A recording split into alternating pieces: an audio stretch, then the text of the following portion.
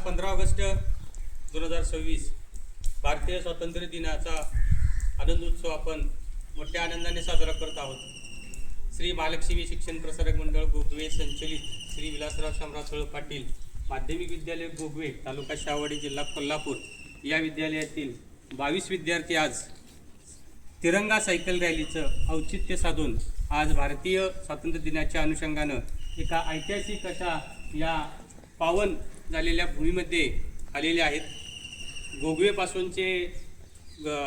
बिळाशीपर्यंतचं अंतर सुमारे 25 किलोमीटरचं हे विद्यार्थी या विजयी स्तंभापर्यंत आलेले आहेत आणि हा इतिहास जाणून घेण्यासाठी आलेले आहेत। त्याचा इतिहास जर आपण बघितला तर ब्रिटिशांना चले जावच्या आंदोलनाच्या अनुषंगानं त्याचबरोबर 1930 मध्ये जो मिठाचे सत्याग्रह झाले त्याचबरोबर मिठाग्रह आपल्याकडे नसल्यामुळं आपण इंग्रजांच्या विरोधात ब्रिटिशांच्या विरोधात जो मोठा उठाव केला त्यामध्ये हा जंगल सत्याग्रह हा सुद्धा एक होता आणि या बिळाशी गावातील आणि या बिळाशी गावाच्या पंचक्रोश येथील अनेक नररत्नांनी हा आपला जो भारतीय ध्वज होता तिरंगा तो तिरंगा ध्वज या ठिकाणी या जुलै 1923 मध्ये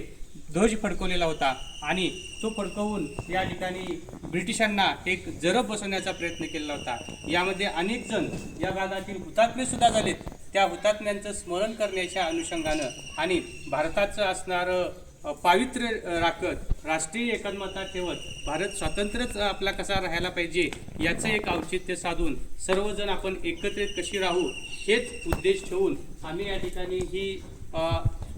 सायकल रॅली तिरंगा सायकल रॅली या ठिकाणी आयोजित केलेली आहे आणि या अनुषंगाने विद्यार्थ्यांच्या पर्यंत हा मला वाटते धडा सर्वांना मिळाला असेल। या विजयास्तंभामध्ये आपण जर बघितलं तर या विजयास्तंभावरती जे लेख लिहिलेले आहेत त्या लेखाच्या अनुषंगानं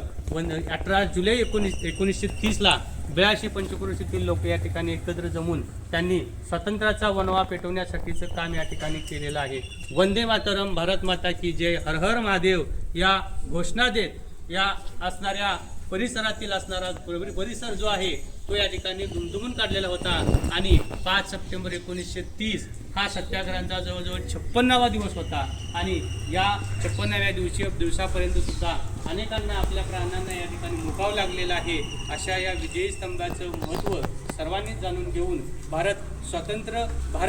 या ठिकाणी स्वतंत्र कसा राहील आणि आपल्या भारताच्या असणारा इतिहास आपण तरुण पिढीनं जाणून घेऊन आपण सुद्धा भारत